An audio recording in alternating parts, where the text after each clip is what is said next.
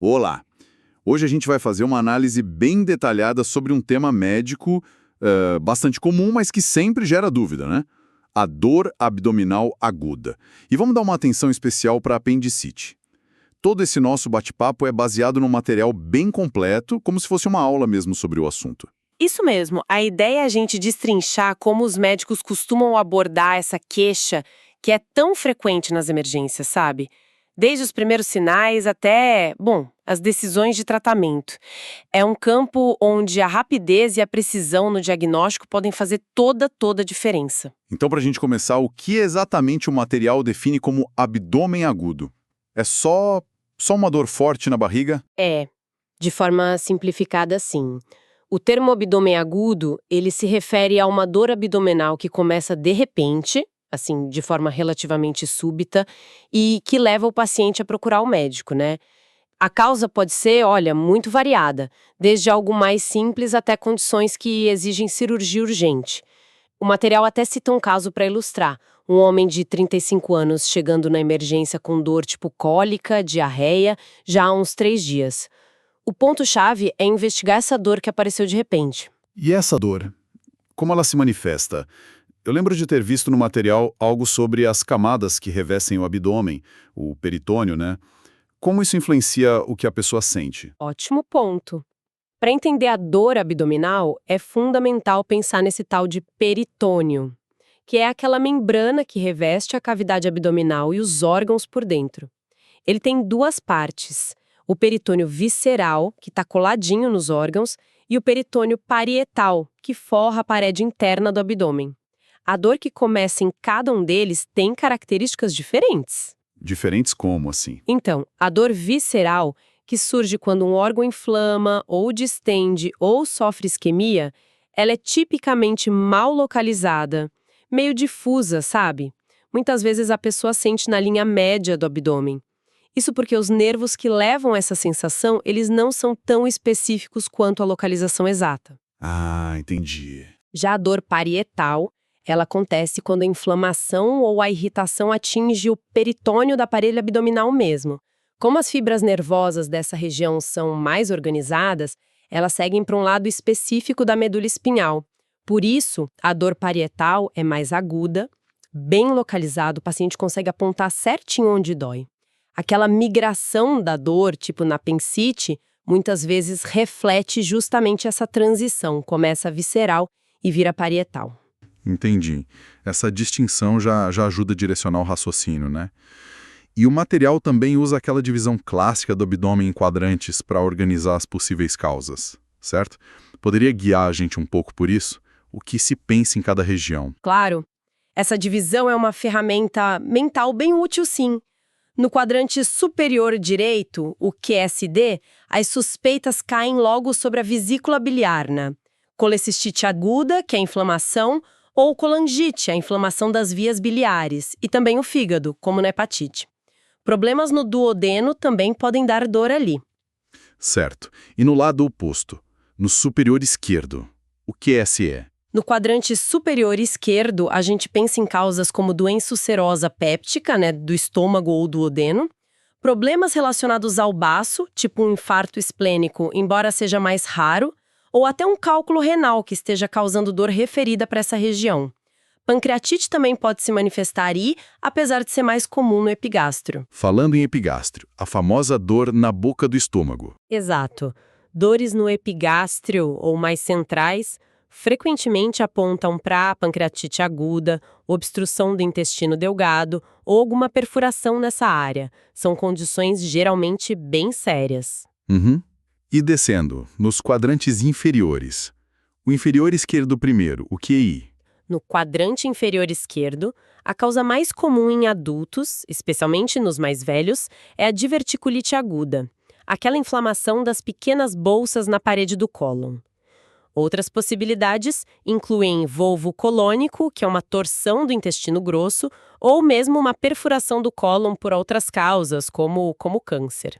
E, finalmente, o quadrante inferior direito, o QID, onde mora a famosa apendicite. Mas não é só isso, né? Principalmente em mulheres, imagino. Tal em mulheres em idade fértil, considerar as causas ginecológicas.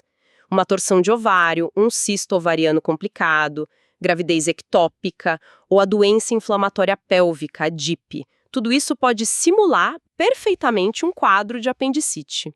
E a diferenciação é crucial, porque os tratamentos são completamente diferentes, né? Nossa, essa variedade de possibilidades reforça aquele desafio diagnóstico que você mencionou lá no início. Diante disso, o material traz uma perspectiva interessante, que é do cirurgião. Quais são as perguntas fundamentais que ele se faz? Olha, o material destaca 3 perguntas essenciais que guiam a decisão do cirurgião diante de um abdômen agudo. Primeira, este paciente tem uma condição que precisa de tratamento cirúrgico? Segunda, se sim, com que urgência essa cirurgia tem que ser feita? É para agora? Pode esperar um pouco. E terceira, a gente precisa de algum exame complementar antes de ir para o centro cirúrgico ou o quadro clínico já é suficiente para indicar cirurgia? E um ponto importante que é ressaltado é a recomendação de envolver a avaliação cirúrgica cedo, sabe? Logo no início da investigação desses casos. E existem sinais que praticamente gritam que a cirurgia é necessária e urgente. O que seria um abdômen cirúrgico clássico, segundo o material? Sim, existem achados que são indicativos muito fortes de necessidade de intervenção imediata. Um dos mais claros é a perfuração de víscera oca, tipo estômago ou intestino. O sinal clássico disso é o pneumoperitônio, a presença de ar livre na cavidade abdominal. Geralmente a gente vê isso num raio-x simples de tórax ou abdômen, aquele ar acumulado sob o diafragma. Encontrar ar onde não deveria, isso significa que houve uma ruptura. E geralmente exige uma laparotomia exploradora de urgência. Não dá para esperar por outros exames nesse cenário. Ar livre é igual a cirurgia imediata, então. Que outras situações são tão urgentes assim? Outra condição gravíssima é a isquemia intestinal aguda. É quando o suprimento de sangue para uma parte do intestino é bloqueado. É menos comum que a perfuração, mas potencialmente devastadora, sabe? Os achados nos exames de imagem podem ser mais sutis. O material menciona o thumb printing, que são umas impressões tipo dedos na parede intestinal, no raio-x ou na tomo, causadas pelo edema, pelo inchaço da parede que está sofrendo sem oxigênio. Outro sinal bem preocupante é a pneumatose intestinal, a presença de gás dentro da parede do intestino. Isso indica que a barreira da mucosa já foi danificada pela isquemia, permitindo que as bactérias produzam gás ali dentro. É um sinal de sofrimento do tecido já avançado. Entendi. Esses sinais indicam que o tecido do intestino está morrendo. E quanto a sangramentos? O sangramento gastrointestinal também pode virar uma emergência cirúrgica. Embora muitos casos sejam controlados clinicamente ou por endoscopia, a cirurgia é indicada se o paciente fica instável hemodinamicamente, sabe? Pressão muito baixa, taquicardia, mesmo repondo líquidos e sangue, ou se ele desenvolve sinais de peritonite, que pode sugerir uma perfuração ou isquemia junto com o sangramento, ou ainda se a necessidade de transfusão de sangue é muito alta e contínua. E a obstrução intestinal? Parece ser bem comum, né? A obstrução do intestino delgado é, de fato, um diagnóstico cirúrgico muito frequente, muitas vezes está relacionada a aderências de cirurgias abdominais anteriores. O raio-x pode mostrar aquelas alças intestinais bem dilatadas com os níveis hidroaéreos, que é o líquido e o gás presos ali. Nem toda obstrução exige cirurgia imediata, algumas podem ser tratadas de forma conservadora no início, mas é uma causa importante de abdômen agudo que frequentemente acaba precisando de cirurgia para resolver a causa ou tratar complicações como a própria isquemia. O material também menciona algo sobre a peritonite ser um divisor de águas, né? Uma pérola clínica. Exato. A presença de finais claros de peritonite generalizada, tipo dor à descompressão brusca em todo o abdômen, defesa ou rigidez involuntária da musculatura abdominal, geralmente indicam um processo inflamatório ou infeccioso grave e difuso dentro da barriga. Nesses casos, a indicação de exploração cirúrgica é forte e imediata. Muitas vezes a gente dispensa a necessidade de exames de imagem adicionais para tomar a decisão de operar. O exame físico aqui é soberano. Ok, esse panorama geral é fundamental. Agora, vamos focar no quadro que talvez seja o mais conhecido de dor no QID, a apendicite. Aqui é onde fica bem interessante. O material descreve aquele cenário clássico, né? Sim, descreve o caso típico. Geralmente um paciente jovem, previamente saudável, como no exemplo do rapaz de 18 anos, começa com uma dor abdominal meio vaga, periumbilical, ali ao redor do umbigo. Com o passar das horas, essa dor fica mais forte e migra, se localizando lá no quadrante inferior direito. Outros sintomas comuns que vêm juntos são náuseas e, às vezes, vômitos. E a falta de apetite. O material dá bastante ênfase nisso. É um ponto clássico. A anorexia, a falta de apetite, é um sintoma muito frequente na apendicite aguda. Embora não seja universal, sabe? Mas a presença de fome num paciente com suspeita de apendicite torna o diagnóstico menos provável. Febre baixa e calafrios também podem aparecer, sinalizando a resposta inflamatória do corpo. E na hora do exame físico, além da dor localizada lá no QID, existem aquelas manobras específicas que o material cita, como o tal ponto de McBurney. Sim, o exame físico busca sinais para confirmar a suspeita. O ponto de McBurney é o local de máxima sensibilidade, na maioria dos casos de apendicite. Ele fica localizado mais ou menos a 2/3 da distância na linha que une o umbigo à espinha ilíaca anterosuperior direita, aquele ossinho mais saliente da bacia na frente, sabe? Corresponde anatomicamente à base do apêndice na maioria das pessoas. Ah, tá. E os outros sinais mencionados, como Hovsink e psoas, o que eles indicam? São sinais que ajudam a identificar a irritação peritoneal. O sinal de Hovsing é positivo quando a palpação profunda do quadrante inferior esquerdo causa dor referida no quadrante inferior direito. Isso acontece porque a pressão no lado esquerdo distende o cólon, desloca gás e isso irrita o peritônio inflamado lá do lado direito. Curioso. Já o sinal do psoas, a gente pesquisa pedindo para o paciente tentar levantar a coxa direita contra a resistência da nossa mão ou estendendo o quadril direito passivamente para trás. Se isso causa dor, sugere que o apêndice inflamado está localizado atrás do seco, numa posição chamada retrocecal, em contato direto com o músculo psoas. Identificar um apêndice retrocecal é relevante não só para o diagnóstico, mas também para o planejamento cirúrgico, porque o acesso pode ser um pouquinho diferente. Fascinante como a anatomia de cada um influencia os sinais clínicos. Falamos antes da importância de considerar outras causas em mulheres. O material detalha mais essa questão. Sim, e olha, é um ponto crítico. Em mulheres em idade fértil com dor no QCI, é mandatório pensar nos diagnósticos diferenciais ginecológicos. Torção ovariana é uma emergência cirúrgica que pode imitar direitinho a apendicite. Gravidez ectópica rota também é uma emergência com risco de vida. E a doença inflamatória pélvica, a DIP, que é uma infecção do trato genital superior, é outra causa comum de dor pélvica e abdominal inferior. E o tratamento dela é clínico, com antibióticos, não cirúrgico como no apendicite não complicada. Por isso a importância de afastar essas possibilidades. O teste de gravidez é sempre solicitado, imagino? Sempre. O teste de gravidez, o beta-HCG, no sangue ou na urina, é obrigatório em todas as mulheres em idade reprodutiva com dor abdominal aguda, justamente para excluir a possibilidade de uma gravidez ectópica.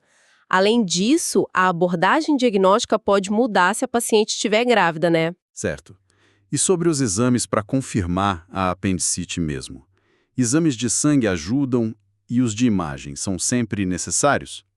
Os exames de sangue, tipo o hemograma, frequentemente mostram leucocitose, que é o aumento dos glóbulos brancos, às vezes com desvio para a esquerda, indicando uma resposta inflamatória ou infecciosa. Marcadores como a proteína C reativa, a PCR, também costumam estar elevados. No entanto, esses achados são meio inespecíficos, sabem? Não são exclusivos da apendicite. Quanto aos exames de imagem, o material enfatiza que eles nem sempre são necessários. Em casos muito clássicos, com história e exame físico super sugestivos, alguns cirurgiões podem optar por indicar a cirurgia direto. Mas quando há dúvida, ou para confirmar mesmo, quais são as opções de imagem e as vantagens de cada uma? A escolha depende de vários fatores: disponibilidade no hospital, a experiência do radiologista e as características do paciente, claro. A tomografia computadorizada, a TC de abdômen e pelve com contraste, é considerada o exame com maior acurácia para diagnosticar ou excluir apendicite. Ela visualiza bem o apêndice, os sinais de inflamação ao redor e possíveis complicações como abscessos ou perfuração. A grande desvantagem é o uso de radiação ionizante, né? Uma preocupação maior em crianças, jovens e gestantes. E as alternativas sem radiação? Ultrassom, ressonância. Exato. A ultrassonografia, o USG abdominal, é uma ótima alternativa, especialmente como exame inicial em crianças e adultos jovens com suspeita pínica forte. Não usa radiação, é mais barata, mais acessível. Um ultrassom bem feito pode visualizar o apêndice inflamado, espessado. Contudo, a acurácia depende muito da habilidade de quem está fazendo o exame e pode ser limitada por fatores como obesidade ou muito gás no intestino. Entendi. Já a ressonância magnética, a RM, é outra opção sem radiação. É particularmente útil em gestantes, porque a TC geralmente é evitada e o ultrassom pode ser prejudicado pelo útero aumentado. A RM oferece uma excelente visualização dos tecidos moles da pelve e do abdômen. Nossa, é um processo investigativo complexo mesmo. Muitas variáveis para considerar para cada paciente. Idade, sexo, o quadro clínico, a disponibilidade dos exames. Exige um conhecimento bem consolidado para não deixar passar nada, né? E tomar a decisão correta, ainda mais sob pressão na emergência. Lidar com tudo isso, lembrar dos sinais, dos diagnósticos diferenciais, qual exame pedir. Para quem está aprendendo, se preparando para provas, nossa, é um desafio e tanto. Sem dúvida. E dominar esses detalhes, ter essa capacidade de integrar a clínica com os exames é absolutamente crucial, tanto na prática médica do dia a dia quanto nos estudos. Falando em ter esse conhecimento organizado e na ponta dos dedos. Se você é estudante e quer se preparar de verdade, entra agora em medcorb.com.br, baixa o app e aproveita o maior banco de questões do Brasil, com provas anteriores de todas as instituições, questões comentadas, resumos práticos, aulas completas e flashcards prontos para revisar onde quiser. É uma ferramenta excelente para consolidar exatamente esse tipo de raciocínio clínico que a gente está discutindo aqui. Ajuda muito. Ótima sugestão. Bom, voltando ao nosso paciente com apendicite confirmada. Decidiu-se pela cirurgia.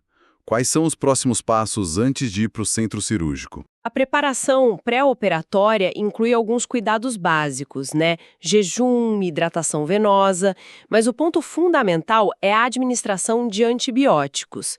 Como o apendicite envolve inflamação e potencial infecção por bactérias do próprio intestino, é essencial cobrir os tipos mais comuns, que são os gram-negativos e os anaeróbios. O objetivo é reduzir o risco de infecção da ferida operatória e de infecções dentro do abdômen que podem ser mais graves. O esquema citado no material como exemplo é a combinação de ciprofloxacino, que cobre bem gram-negativos, e metronidazol, que é excelente para anaeróbios. Entendi. E a cirurgia em si? Como é feita a remoção do apendicite hoje em dia? É muito diferente de antigamente. O padrão atual, na maioria dos centros, é a apensectomia videolaparoscópica.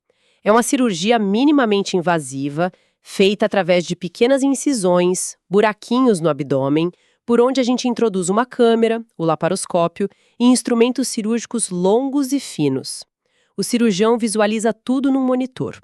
O procedimento envolve identificar o apêndice, liberar ele se tiver grudado em alguma coisa, ligar e cortar os vasos sanguíneos que nutrem ele, que correm numa estrutura chamada mesoapêndice, e, por fim, remover o apêndice na base, onde ele se liga ao ceco, que é a primeira parte do intestino grosso. Frequentemente, essa ligadura e corte da base do apêndice e do mesoapêndice é feita com um grampeador cirúrgico linear. Ele sela e corta o tecido ao mesmo tempo, de forma segura e bem eficiente. Parece bem menos invasivo que a cirurgia aberta tradicional, aquela com um corte maior. Mas E se durante o procedimento o cirurgião olha lá dentro e o apêndice parece normal? Isso acontece. O que se faz? Pode acontecer, sim. É o que a gente chama de laparoscopia branca ou apendicectomia negativa. Nesses casos, é mandatório que o cirurgião explore cuidadosamente a cavidade abdominal, procurando outra causa para os sintomas do paciente. Num jovem, por exemplo, pode-se encontrar sinais de doença de Crohn no ilho. Em mulheres, pode ser um problema ovariano que não foi detectado nos exames antes da cirurgia. Quanto ao apêndice de aparência normal, a conduta recomendada no material, e que é a prática comum, é removê-lo mesmo assim, realizar a apendicectomia. Mesmo parecendo normal, mas por quê? Olha, tem algumas razões para isso.